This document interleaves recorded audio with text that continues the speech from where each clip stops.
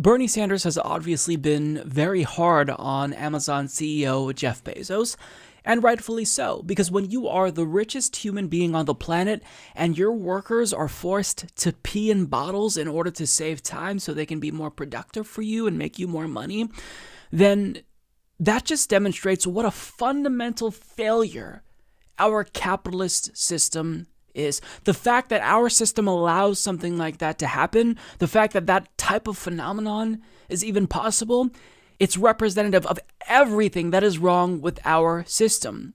Now, Bernie Sanders calls this out.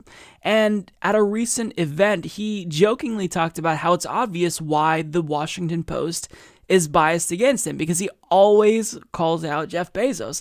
And Jeff Bezos obviously hates Bernie Sanders, and since he owns the Washington Post, it's obvious why there's so much negativity about Bernie from the Washington Post. Now, the Washington Post actually responded, and this evoked a pretty strong response from CNN as well, and they're pushing back hardly, saying, no, the fact that Bernie Sanders is saying this, not only is it Trumpian, but it's actually dangerous. So we're going to see what they had to say, and then I have a lot to say about this. When we return, take a look. The Washington Post is pushing back at criticism from Senator Bernie Sanders. The 2020 Democratic hopeful blasted the Post coverage of his campaign, and he argues that it is biased because it is owned by Amazon CEO Jeff Bezos. Listen to Sanders in New Hampshire yesterday. Anybody here know how much Amazon paid in taxes last year? Yeah. See, and I talk about that all of the time, and then I wonder why the Washington Post, which is owned by Jeff Bezos, who owns Amazon, doesn't write particularly good articles about me. I don't know why. He failed to provide any evidence of that. Those past comments along those lines were echoed by his campaign and prompted this reply by Marty Baron, the executive editor for the Washington Post. Quote, Senator Sanders is a member of a large club of politicians of every ideology who complain about their coverage. Contrary to the conspiracy theory that the senator seems to favor, Jeff Bezos allows our newsroom to operate with full independence, as our reporters and editors can attest. Kirsten Powers is here, columnist for USA Today, and Brittany Shepard, national politics reporter for Yahoo News. Good morning, guys. I was a little surprised, Kirsten, to hear Sanders say it himself, but it's not new to see his campaign really taking on the media without providing any evidence of bias. Just listen to his campaign manager, Faz Shakir. He was on Reliable Sources with Brian Stelter just a few weeks ago. In about, a minute or so or 2 minutes or so, you're going to cut to commercial breaks and you're going to see some pharmaceutical ads. You're going to see a lot of ads that are basically paying your bills and the bills of this the entire media enterprise. And what that ends up doing is incentivizing you and others to make sure that you're asking the questions and driving the conversations in certain areas and not in certain areas. So Kirsten, Brian followed up, asked for evidence. He didn't provide any. But this seems like a really dangerous line. Continued accusations against the media with no basis in fact or evidence provided. Yeah, I think it's perfectly in bounds to complain about your coverage, right? If you think, and this is what every single campaign does. I mean, even Barack Obama's campaign complained about their coverage, right? Sure. So it's not like people often think when they're running for president that they are the only person who doesn't like their coverage, and that's just not true. This moving into these kind of conspiracy theories about why is what's different.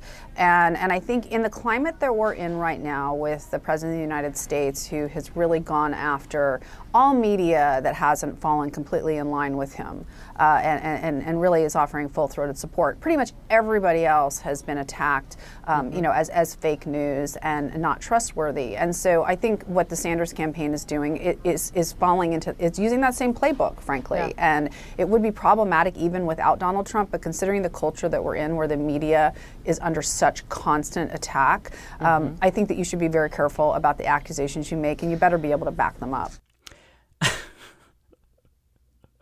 I don't think any standard of evidence will suffice for them because they are in that bubble. So they're unable to be introspective and believe that they're capable of doing anything wrong. But I mean, just the fact that we have corporate-owned news outlets in and of itself is a problem. If you are a corporate-owned capitalist news outlet, then there's inherently going to be issues with that outlet. Inherently. Because news should not have these types of profit incentives, these incentives that are perverse. They should be concerned with the delivery of news, and that exclusively. But they're not. They don't care about the news. What they care about is increasing profit. Now, what they said was that Bernie Sanders failed to provide any evidence that the Washington Post is biased against him. Now, maybe he didn't do so in that particular segment that they linked to, but if you read the Washington Post, how do you not logically deduce that they are, in fact, biased against Bernie Sanders? I mean, in 2016, they ran 16 negative news stories about Bernie Sanders in 16 hours. And within the first 24 hours of his 2020 campaign launch, they published 4 negative news stories in 2 days. Now, I don't think that anyone who says that the Washington Post is biased is suggesting that Jeff Bezos is ordering these negative stories to be written about Bernie Sanders. Nobody's saying that. And maybe it's the case that they absolutely do operate with full independence. But what we're saying is when you compare the coverage that Bernie Sanders receives to other candidates, disproportionately they are negative when you juxtapose his coverage with other candidates. Of course, every candidate is going to complain about the coverage that they get if it's negative. But I mean, there is absolutely a limit to when we can actually start to question whether or not the news outlet in question is pushing an agenda. And it's very clear that that's what the Washington Post is doing because, again, they are a business. They don't care about the news. This is all about making money to them. And what they don't want to tell you is that, even if there may not necessarily be an explicit filtering process when it comes to news, maybe Jeff Bezos doesn't have to check off every article from the Washington Post. But I mean, this happens, this filtering process, if you will, happens when you get hired. Because they're not going to hire you unless you're going to be one of the individuals that is not going to rock the boat. And they make this implicitly clear that, you are not going to be allowed to exceed the boundaries of what is and isn't permissible. Now, this doesn't necessarily mean that they will never hire anyone that actually does a good job. But for every Jeff Stein or Dave Weigel at the Washington Post, there's about 10 more people who are like Jennifer Rubin. And, they're so negative against Bernie Sanders that it almost seems like they have a personal vendetta against him. Like he wronged them personally, like he owes them money or something like that. And it's weird. It's jarring, right? You don't expect to see that from news outlets who purport to be objective and who purport to care about the news. You just don't see that. And look, the reason why Bernie Sanders is criticized, one, is because all these people in that, elite DC bubble, they all hate Bernie Sanders. So they attend the same cocktail parties and whatnot. They're socially predisposed to hate Bernie Sanders. But they also know that Bernie Sanders threatens the status quo, the pro-corporate status quo more specifically. So that's why there's this visceral knee-jerk reaction to Bernie Sanders from these elite media people.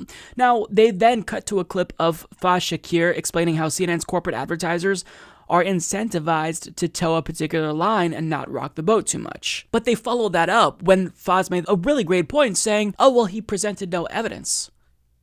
The evidence was that you have certain advertisers, CNN in particular, they have corporate advertisers, health industry advertisers, right? So they advertise and they give CNN money, millions of dollars in advertising. The amount of money they spend per year is absolutely mind-boggling. But we don't even need to present you with evidence that they're biased against Bernie Sanders because these advertisements persist, because CNN doesn't want to do anything that would offend potential advertisers. Because just the mere fact that CNN is taking money from the health industry, these advertising dollars, this is a conflict of interest. It's difficult to say whether or not CNN is questioning Medicare for All, for example, because they genuinely are confused about the details and think Bernie should elaborate, or if they're doing it at the behest of their advertisers, if they're creating a type of safe space so advertisers don't feel apprehensive about advertising on CNN.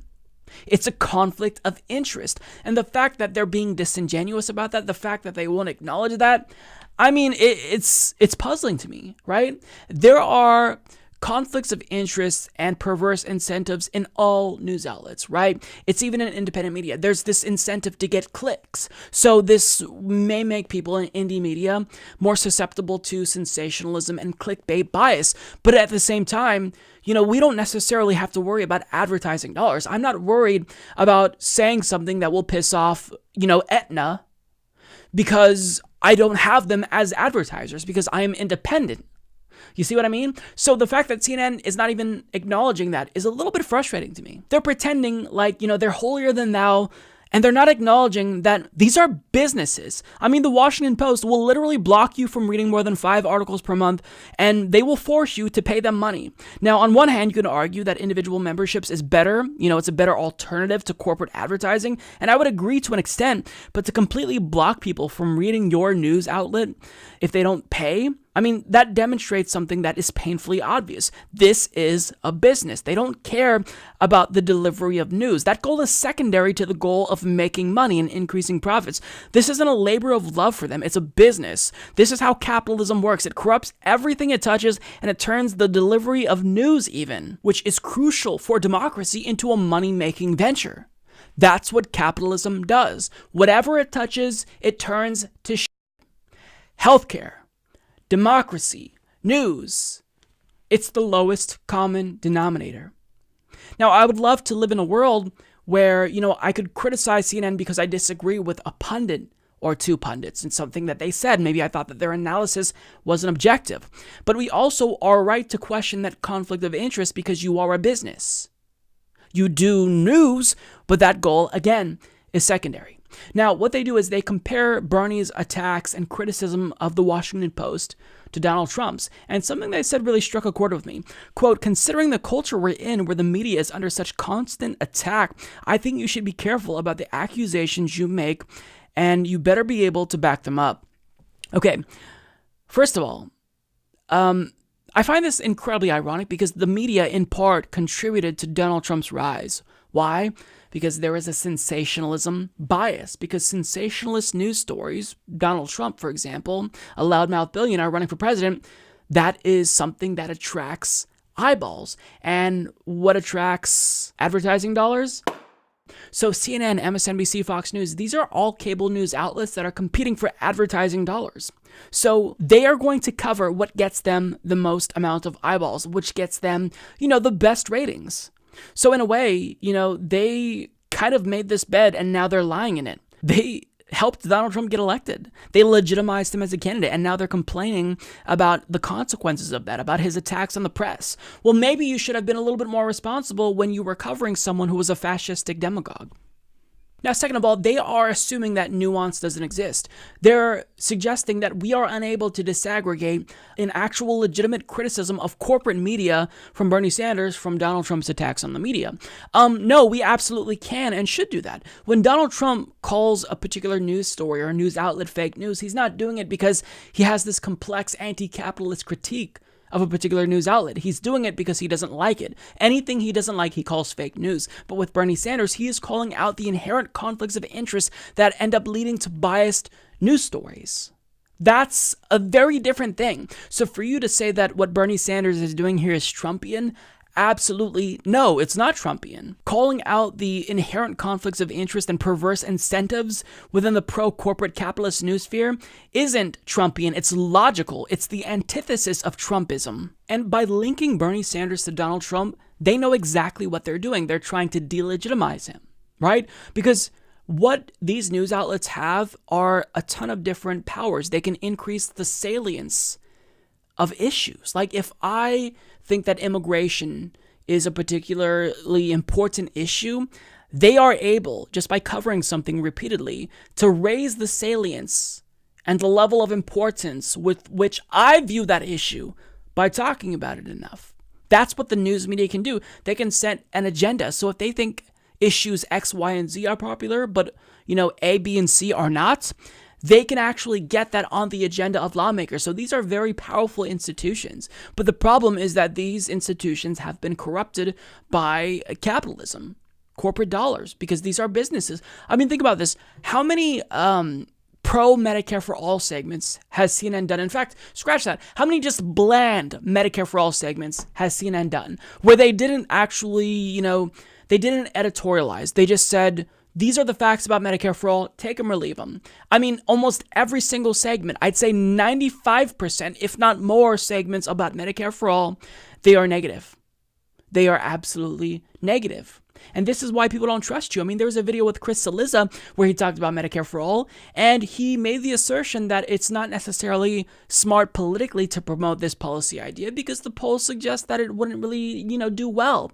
But that's just one poll. He cherry-picked a poll and ignored other polls. So we're not saying that CNN is going out of their way to make up facts. Nobody's asserting that. I don't think that they are as bad as Fox News, but with that being said, you can still twist facts, you can still promote a particular narrative, and that is harmful. This is what corporate media news outlets do. They do what gets them the ratings, and they oftentimes will stonewall anything that would affect their corporate advertising dollars. I mean, it's obviously in CNN's best interest to see us not get Medicare for All, because if the private insurance industry goes out of business, then that is millions of dollars lost in advertising to CNN.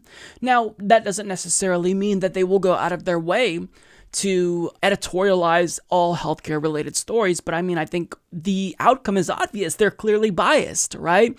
So the fact that they don't even admit to basic biases that are inherent in corporate media, it's so frustrating to me.